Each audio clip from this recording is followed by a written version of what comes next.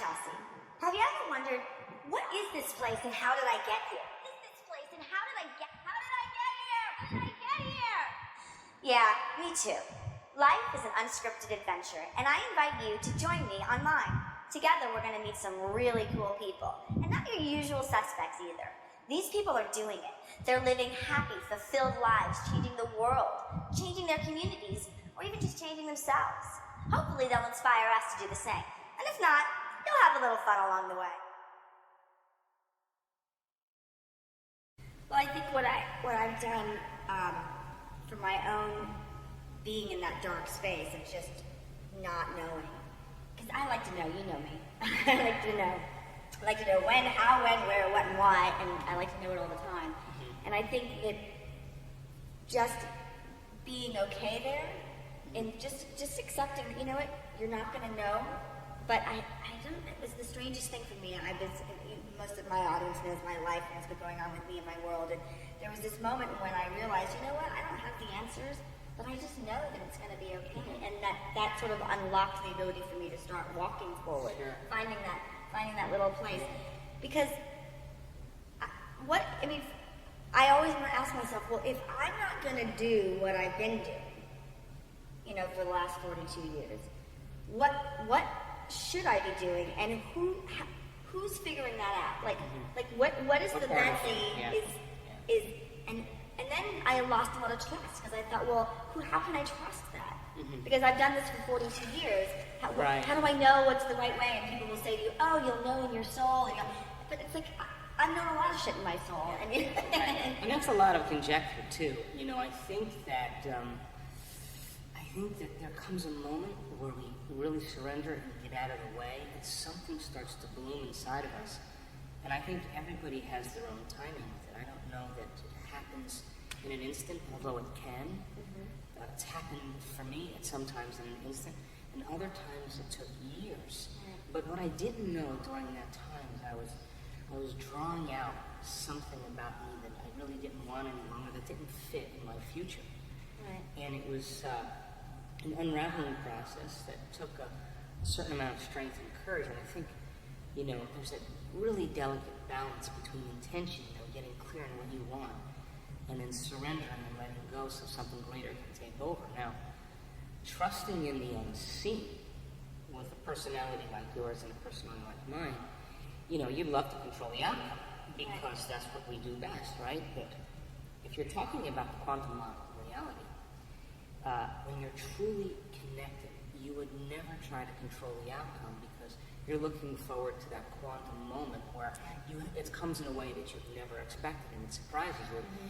And then you're humbled in one moment and exalted in the next, and you realize that you were trying to do it within this framework of limitation. Uh-huh. And it's so simple, but getting to that point of surrender, from a neurological standpoint, there is tremendous reorganization going on in the brain in that moment. There's analysis, there's judgment, there's the past and the future, there's good and the bad. What are you going to do tomorrow? What happened this time? And you're trying to weigh all those things out. And the brain is taking new knowledge and it's saying, how am I going to fit it into these networks? Mm-hmm. And so there's a shuffling that goes on biologically. But, you know, we know that there comes a moment within the creative process, they know this scientifically and neurologically, is that in every creative process, sooner or later you stop. And then all of a sudden, you know, and I've talked to friends that are authors, best-selling authors, they throw the stuff down and they go, I am not doing this book. And all of a sudden they walk away, and then they go for a walk, and all of a sudden they're writing on paper, and they're in the bathroom, and in the shower, and got out of the way. And so that creative process is the same thing in the reinvention process of self, because there has to be antagonism, there has to be struggle, because you're breaking out of the mold of yourself.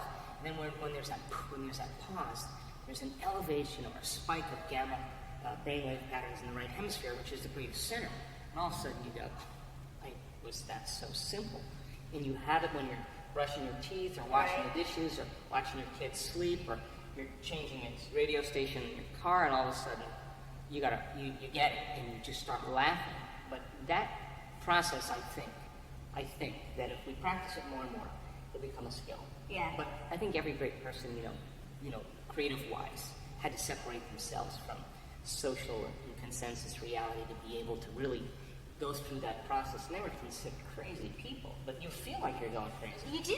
I feel like, this process of surrendering and letting go and just being open to the possibility, because I was very stuck for a long time on setting my intention and then trying to understand the distinction between, well, I have this intention, how is that not controlling the outcome?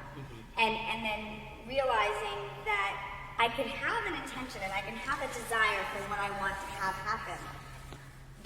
And then I put it out there, and for me the practice has been really just letting go. I have a big project that's like this close. It's like right in front of me. I have two big projects that I can see them happening. And my friends around me are like, aren't you ecstatic and aren't you excited? And they're like, you're just so mellow. It's kind of weird. And it's not like me to be that way, as you know. And I'm finding myself now in this odd, weird sense of peace, which is not something I'm used to, of just knowing that here's what I want to have happen. I've done everything I can for that to occur. And it's either going to happen or it's not. And either way, it's kind of okay. So that's crazy. But listen, this is a great conversation because, intention is getting clear on what you want. And you as the quantum observer, your job is to keep observing the outcome. Now, the details should be left to a greater mind. And getting out of the way so that the universe can organize it in a way that's right for you, in a way that you haven't thought of, means that you start surrendering the hows and the whens. And there's a physiology to tickle. You cannot be tickled if you know where you're going to be tickled and when. So the universe wants to tickle us. Right. And so all of a sudden we're getting in the way from the tickling experience. Now, the universal law is free will. Well, if you're going to get in the way, I'm going to wait. And when you get out of the way, I'm going to do it. So, who is the universe, though? but is that quantum field, the observer Right. that you is both personal and universal within you and all around you. And we just haven't been conditioned into understanding that there's a partnership in that process. So because where in the world do you see that? Right. Consumerism, everything else that leave us much room. But the beauty about what you're saying is when you get to that point of peace, you're basically saying, I've done everything I can, and I'm giving it up to the universe or to the flow or whatever you want to call it. Exactly. Now, that means then that the way that you think it's going to happen, when it doesn't happen that way, I've conditioned myself into understanding that's a good sign. Right. Like, oh God, this is going in a very different way. And instead of trying to reorganize it, I just go, well, I've been addressing this in my mind for the last 3 months, so I think it's going to go this way. And obviously, I know that I'm imprinting and observing a new reconfiguration of reality, a reconfiguration of patterns of information. That's what quantum observation is. But the details, how the collapses into an event, I'm just going to live as if I already know it's going to happen. I'm going to be at peace with it. Everybody else can be fired up. And then when it comes, it's going to be like you just cooked the best meal, and now it's time to sit down and take your time and enjoy it. And then our senses should be the last to experience what our mind has created. So holding back on the urgency and the vigilance means that you have to stay away from those stress hormones, because those stress hormones of impatience and aggression and frustration and fear and anxiety and discouragement, those are all driven by the hormones of stress. So that causes us to function as materialists. Those chemicals cause us to focus on our bodies, on everything in the environment, everything with time. We obsess about time. But the quantum model says you got to become nobody, no thing, no time. You got to get beyond that. So when we're living in that state of urgency, and we're doing that, we're really reinforcing ourselves in the mind of a materialist. And that materialist causes us to function through our senses, mostly as a particle instead of a wave. And so we feel disconnected from possibility. But when we are really connected, we feel great. We would never try to judge or control the outcome. We're too busy enjoying, trusting. The moment we start to judge it and control it, we just went back to the old self. The new self would never be too busy just constantly watching and observing how it's unfolding in a way that's right for you. And wow, that takes such an immense amount of will to restrain ourselves to do it. But the payoff is always the best. And I'm almost amused at observing my experience in this now, because I can watch when I start to, Amit says doobie doobie doo, you know? So I can see that when I start to get in the stress hormones and start doing, that the roadblocks start popping. And then when I can get back and just sort of go, well, it's going to be what it's going to be, little teeny tiny things. And I think for me, it's that I'm so big and loud that I'm used to seeing big and loud signs. As I'm willing to sit back, I'm starting to see the little things occur that say, gosh, when I sit here in just knowing and just relaxed and peaceful, and I've done everything that I can do, trusting in my material self, and that I've done the steps that I had to do. Because I think sometimes people get caught up in the, well, if I sit and meditate for 6 hours, there's certain things you still have to do. No, you have to get your behaviors to match your intentions. Right. So you have a purpose, and that's ongoing. And then you have to set up your goals in alignment with that purpose. So there's a practical approach to this, but if you're in that state of being where you've already experienced your dream, it's already happened, then you can get up and let your body be drawn to the event, and you will, with from that sense of being, do the things and think the things equal to that state of being. So there's a practical approach to this that should never be overlooked, because so many people think it's going to fall out of the heavens. But listen, it's like saying, I want to go to the moon, and you're not training to be an astronaut. I mean, it's unrealistic. So all of this is saying, I got a vision, and I'm passionate about it, and the passion gets me out of my resting state. I'm inspired. I'm lifted. I can taste the outcome. Now, once you're doing that, you're connecting to a potential in the quantum field, and you're from that level of mind observing the outcome. But now, how you make your way there in the process of discovery means that the limitations that we have to get to that level of mind has to be drawn out of us. Right. So we hit roadblocks, and then it should be the universe is showing me, because I'm reacting to this emotionally, that I have to surrender this emotion. And what piece of knowledge can I apply here? Okay, I'll back up, and I'll step up from this level of mind and address it. And by the way, you do that very well. Doing it without the reaction. The moment you emotionally react, you're going back to the old hardware and software programs, and you're going to do the same thing over and over again and expect a different result. Right. And they're going to blame everybody else. That person's stupid, they're an idiot, they're not helping me. But in actuality, it's our job then to be able to back up and observe from a different level of mind and understand that the moment you react, you're at the same level of consciousness.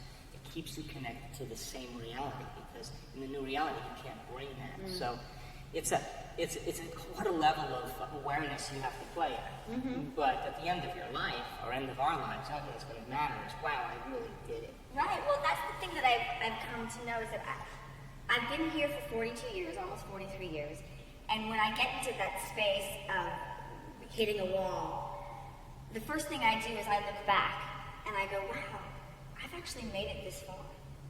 And then I remind myself, you know, the purpose here isn't the prize.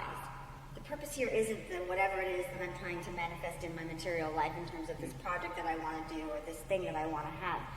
The purpose is the journey that I'm doing on and the work that I'm doing. So this isn't just another opportunity for me to see at what level can I play at what level can I grow to. And then I've already done it. And then knowing, well, you've done it already so many times. It's just another step. Sure.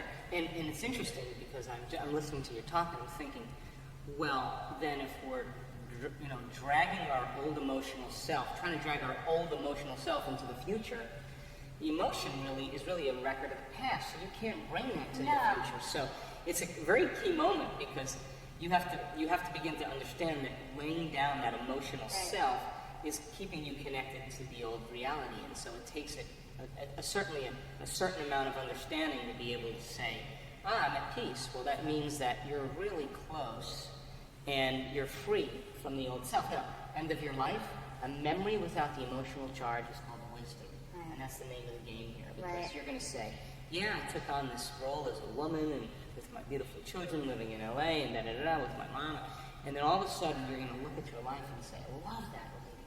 She did it, man. She overcame herself and created the life that she wanted. She chose the circumstances and the conditions that would challenge her the greatest. Now that's the soul that's saying, okay, we're in unity here.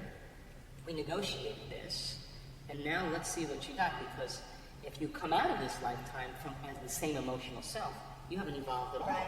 Because that emotion is keeping you connected to experiences in the past that keep you grounded in the same reality. Wow. Well, it certainly is an adventure.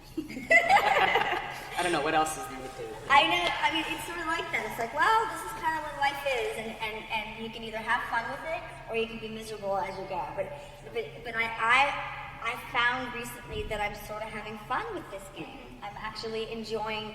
I'm amused at myself. I can actually do something that's the old emotional self, and then kind of laugh because I know the outcome, and then you see, like it's almost like you drop the marble here and it's going to roll there every single time because that's the trajectory, and it's almost funny to watch now. I mean, I can see myself doing it, which is great because then I go, well, now you know.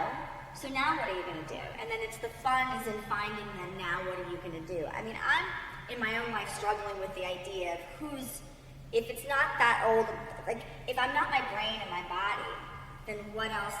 What am I? And that's where I'm at with my questions. It's like, well, who is? If I'm not just a brain and a body, because our body, we have a brain, we have a body, but there is something else. Okay, so let's talk about that because 95% of who we are by the time we're 35 years old are automatic programs, beliefs, perceptions that run like a computer program, emotional reactions, automatic behaviors. And so when you are living from that automatic program and the body has become the mind, you're an unconscious set of programs, then actually you're your body in that moment because you are only reacting with the pre-wired synaptic connections in your brain and the genes that you inherited that keep you embracing the same environmental conditions in the same way that your parents and grandparents did, right?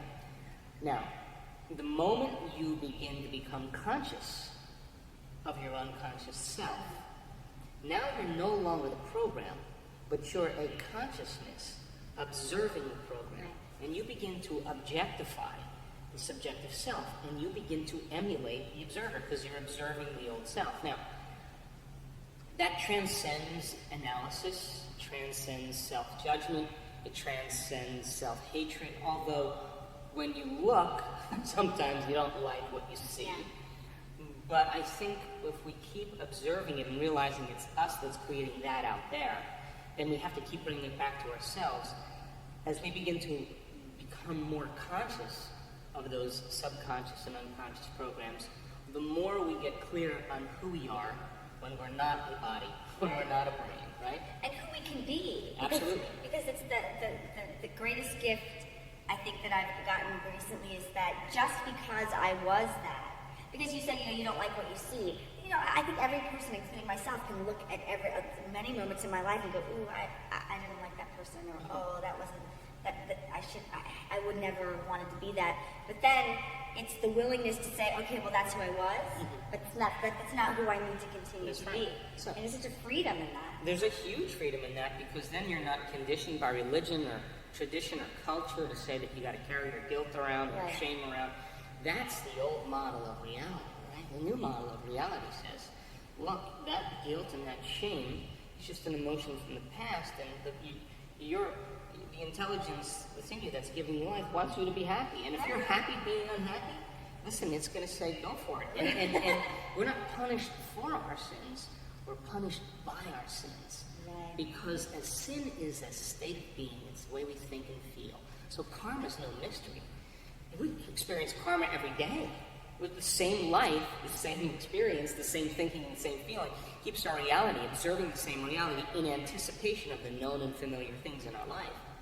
We keep re-observing the reality in the same way. And so this thinking and feeling is a state of being that could be sinful, not sinful in the colloquial sense, but sinful in the sense that you're missing out on possibility. Right. And so to sin no more means, like, the moment you no longer live by the old way of thinking and feeling, you're off the wheel of karma, and reality changes, so that it's a simple thing to talk about. Another thing to really master and participate in.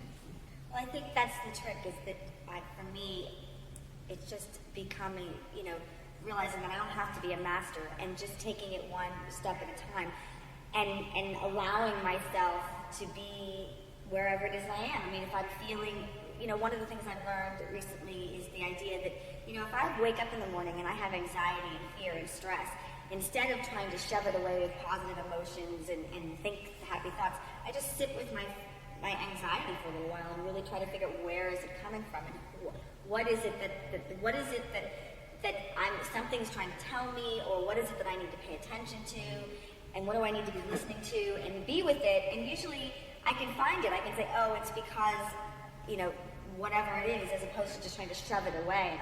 It's good. It's good. It's a great discipline.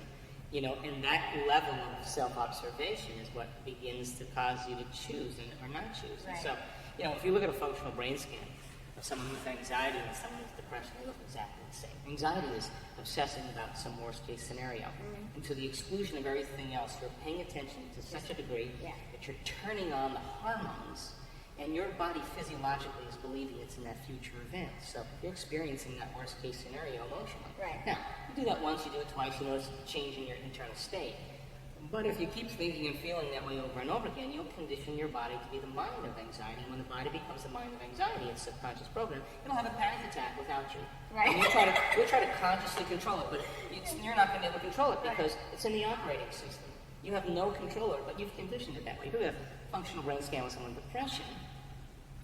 They keep reviewing that past event over and over again until they condition their body into hopelessness and powerlessness. Right. So one is the body living in some future worst-case scenario, the other is living in the past worst-case scenario. Now, finding the sweet spot in the present moment is what you are really doing. You're saying, where is this coming from? Oh, I had this thought, this thing happened yesterday, I'm thinking about this, I don't have enough time, how is this going to get done?